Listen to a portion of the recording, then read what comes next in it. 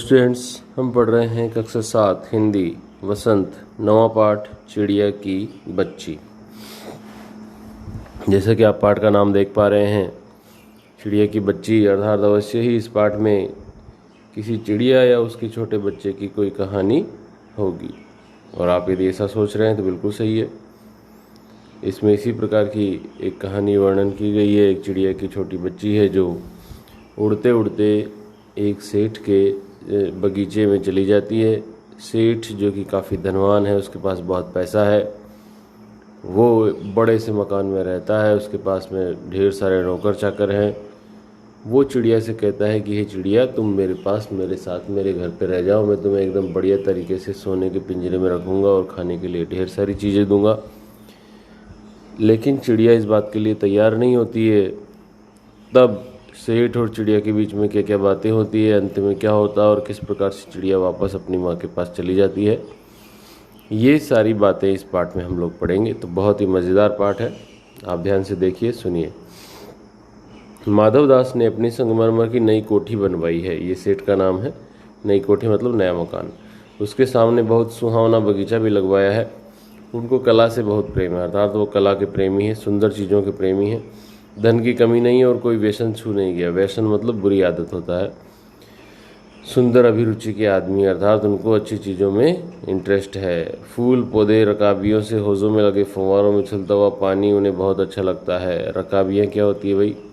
फव्वारे जो लगे हुए होते हैं, उन फव्वारों के नीचे एक प्लेट नुमा जो आकार होता है जिसमें फव्वारे का पानी गिरता है, वो रकाबी कहलाती है।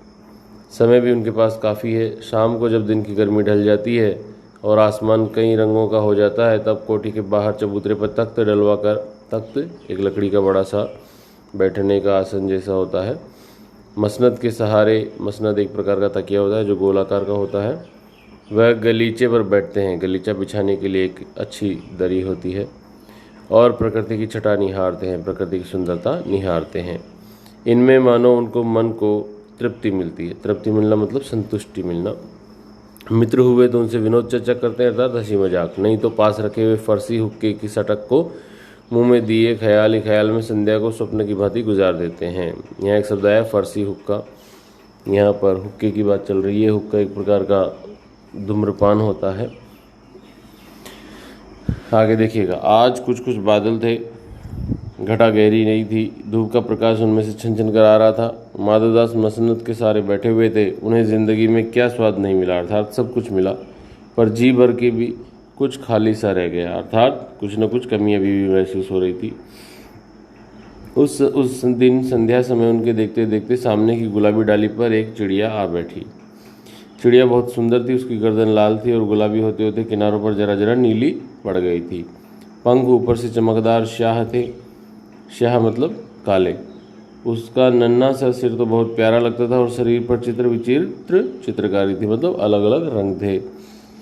चिड़िया को मानो माधवदास की सत्ता का कुछ पता नहीं था और मानो तनिक देर का आराम भी उसे नहीं चाहिए था। अर्थात चिड़िया जो थी उसको पता नहीं था कि वो माधवदास के बगीचे में आ गई है।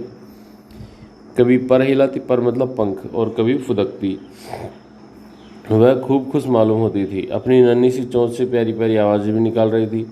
माधवदास को चिड़िया बड़ी मनमानी लगी, अर्थात अच्छी लगी।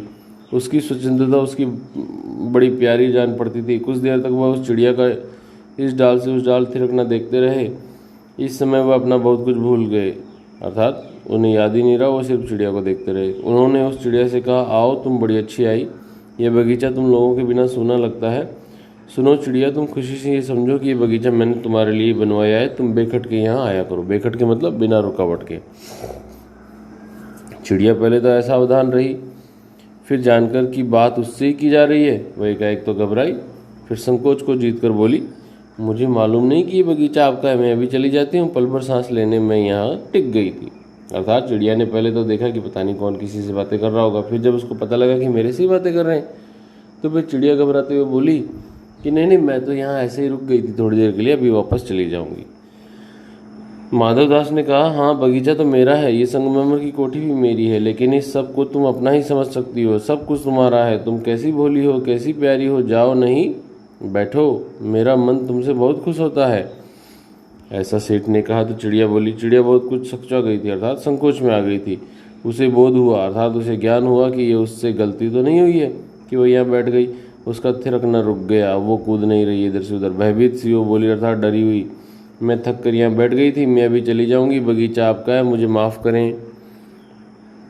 तो माधवदास ने कहा, मेरी भोली चिड़िया, तुम्हें देखकर मेरा चित्त अर्थात मेरा मन प्रफुल्लित हुआ है, प्रसन्न हुआ है। मेरा महल भी सुना है, वहाँ कोई भी चहचहाता नहीं है। तुम्हें देखकर मेरी रागनियों का जी बहलेगा। रागनियों का अर्थात मेरे मन का। तुम कैसी प्यारी हो, यहाँ ही तुम क्यों न रहो, अर्थात तुम यहीं पर रहने लग जाओ। चिड़िया बोली, मैं माँ के पास जा रही हूँ, सूरज की धूप खाने और हवा से खेलने और फूलों से बात करने। मैं जरा घर से उड़ाई थी, अब सांझ हो गई है, सांझ मतलब शाम हो गई है, और माँ के पास जा रही हूँ, अभी अभी मैं चली जा रही हूँ। आप सोच ना करें, अर्थात आप चिंता ना करें। माधवदास ने कहा, प्यारी चिड़िया, पगली मत बनो, देखो तुम्हारे चारों तरफ कैसी बहार है, अर्थात चारों तरफ फूल खिले हुए हैं। देखो वो पानी खेल रहा है, उधर गुलाब हंस रहा है, भीतर महल में चलो, जाने क्या क्या ना पाओगे, अर्थात तुम्हें बहुत कुछ दूंगा। मेरा दिल वीरान है, अर्थात मैं अकेला रहता हूँ, वहाँ कब हंसी सुनने को मिलती है। मेरे पास बहुत सा सोना है, मोती हैं, सोने का एक बहुत सुंदर घर मैं तुम्हें बना दूंगा। मोतियों की झालर उसमें लटकेगी, झालर डेकोरेट करने के लिए जो लगा दी जाती हैं। तुम मुझे खुश रखना, और तुम्हें क्या चाहिए माँ के पास बताओ क्या है, तुम यहाँ ही सुख से रहो मेरी भोली गुड़िया। ऐसा सेठ ने चिड़िया से कहा। चिड़िया इन बातों से बहुत डर गई। वह बोली, मैं भटक कर तनिक आराम के लिए इस डाली पर रुक गई थी, अब भूल कर भी ऐसी गलती नहीं होगी। मैं अभी यहाँ से उड़ जा रही हूँ, तुम्हारी बातें मेरी समझ में नहीं आती। मेरी माँ के घोंसले के बाहर बहुतेरी सुनहरी धूप बिखरी रहती है, बहुतेरी यानी बहुत सारी। मुझे और क्या करना है, 2 दाने माँ ला देती है, और जब मैं पर खोलने बाहर जाती हूँ, मतलब पंख फैलाने, तो माँ मेरी बाट देखती है, मतलब इंतज़ार करती है। मुझे तुम और कुछ मत समझो, मैं अपनी माँ की हूँ। ऐसा चिड़िया ने सेठ से कहा। तो सेठ ने कहा, माधवदास ने कहा, भोली चिड़िया, तुम कहाँ रहती हो, तुम मुझे नहीं जानती हो। तो चिड़िया बोली, मैं माँ को जानती हूँ, भाई को जानती हूँ, सूरज को, उसकी धूप को जानती हूँ, घास पानी और फूलों को जानती हूँ। महामान्य, तुम कौन हो, मैं तुम्हें नहीं जानती। महामान्य मतलब हे मान्यवर, हे महोदय, आप कौन हैं, मैं आपको नहीं जानती हूँ। तो माधवदास बोले, तुम भोली हो चिड़िया, तुमने मुझे नहीं जाना, तब तुमने कुछ नहीं जाना। मैं ही तो हूँ सेठ माधवदास, मेरे पास क्या नहीं है, जो मांगो मैं वही दे सकता हूँ। तो चिड़िया बोली, पर मेरी तो छोटी सी जात है, अर्थात मैं तो छोटी सी चिड़िया हूँ, आपके पास सब कुछ है, तब मुझे जाने दीजिए। आपके पास तो सब कुछ है ना, तो मुझे छोड़ दो, मुझे जाने दो। माधवदास चिड़िया बोले, चिड़िया तू निरी अनजान है। निरी मतलब पूरी तरह से, बिल्कुल। मुझे खुश करेगी तो तुझे मालमाल कर सकता हूँ। चिड़िया बोली, तुम सेठ हो, मैं नहीं जानती सेठ क्या होता है, पर सेठ कोई बड़ी बात होती होगी। मैं अनसमझ ठहरी मतलब ना समझ ठहरी। माँ मुझे बहुत प्यार करती है, वह मेरी राह देखती होगी। मैं मालामाल होकर क्या होंगी, मैं नहीं जानती, अर्थात मालामाल होना क्या होता है, मालामाल होने पर मेरा क्या होगा, यह मैं नहीं जानती। मालामाल किसे कहते हैं, क्या मुझे वह तुम्हारा मालामाल होना चाहिए, ऐसा चिड़िया कह रही है। तो सेठ बोला, अरे चिड़िया, तुझे बुद्धि नहीं है, तू सोना नहीं जानती, सोना उसी की जगत को तृष्णा है। तृष्णा मतलब इच्छा, चाहत। वह सोना मेरे पास ढेर का ढेर है। तेरा घर समूचा सोने का होगा, ऐसा पिंजरा बनवाऊंगा कि कहीं दुनिया में न होगा, ऐसा कि तू देखते रह जाए। तू उसके भीतर थिरक फुदक कर मुझे खुश करियो, तेरा भाग्य खुल जाएगा। तेरा पानी पीने की कटोरी भी सोने की होगी।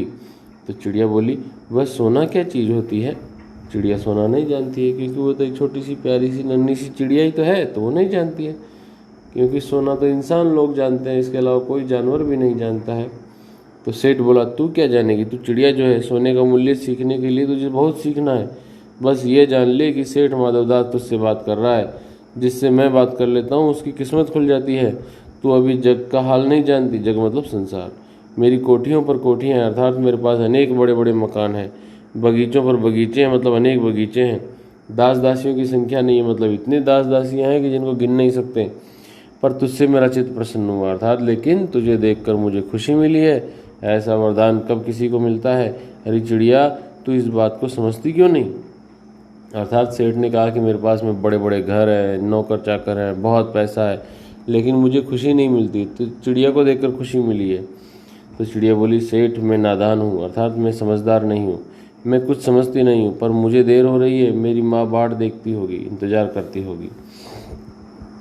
तो सेठ बोलता है, ठहर ठहर, इस अपने पास के फूल को तूने देखा?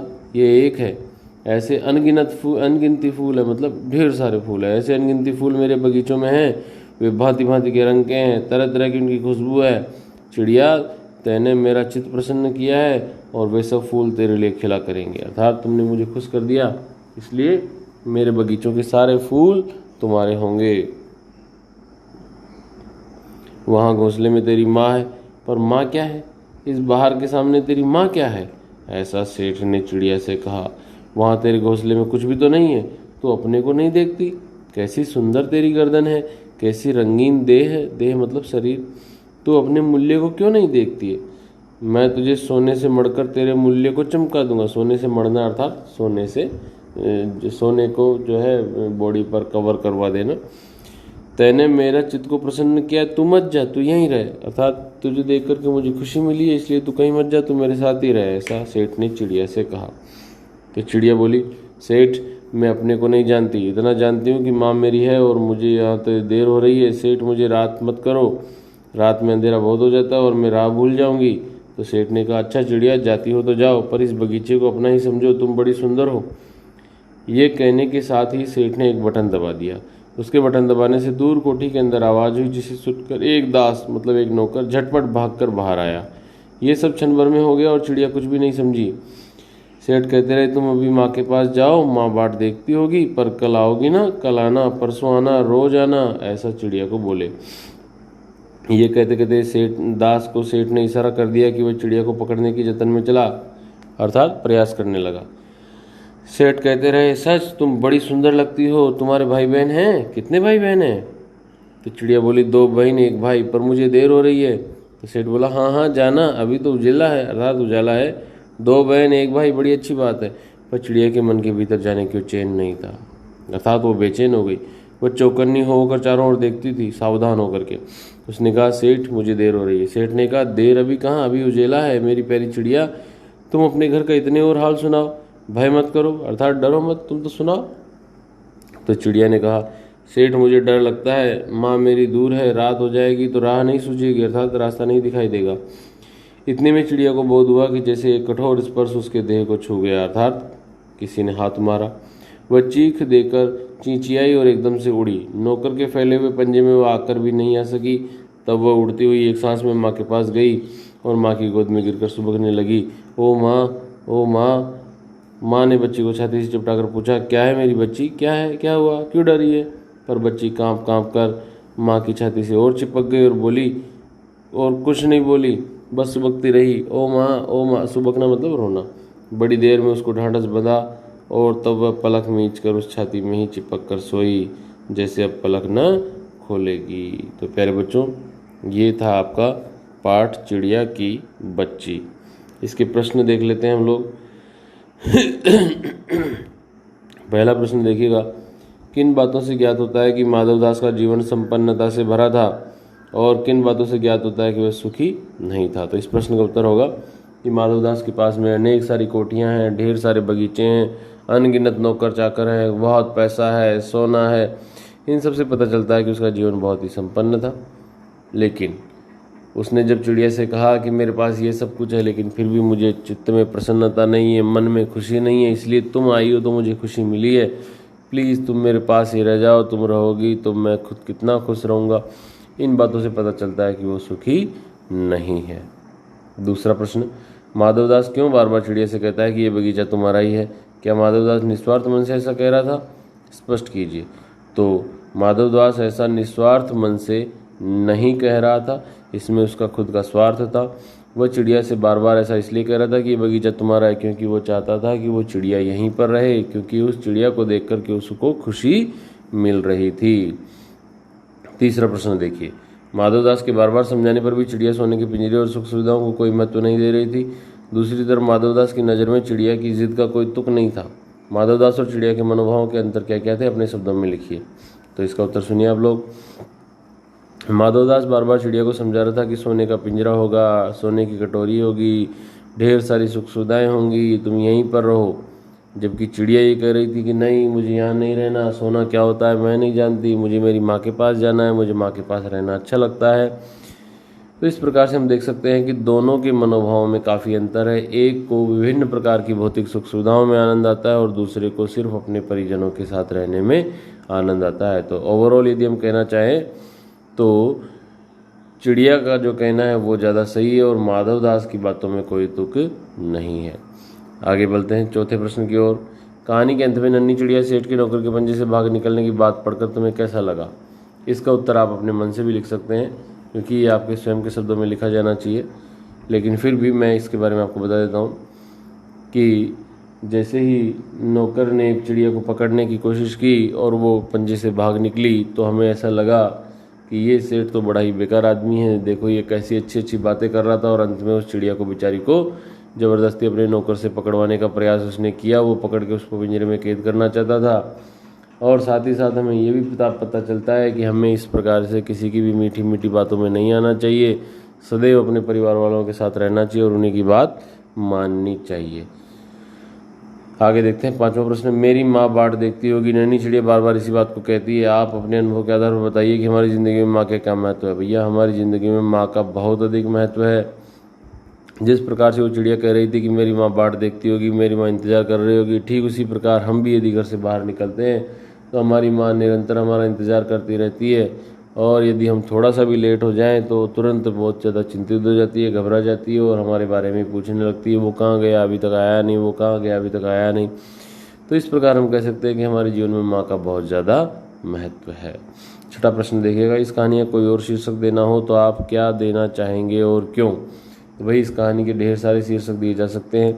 जैसे यहाँ इन्होंने शीर्षक दिया है चिड़िया की बच्ची, इसकी जगह हम दे सकते हैं भोली चिड़िया, नादान चिड़िया, या फिर हम इसका शीर्षक दे सकते हैं सेठ और चिड़िया।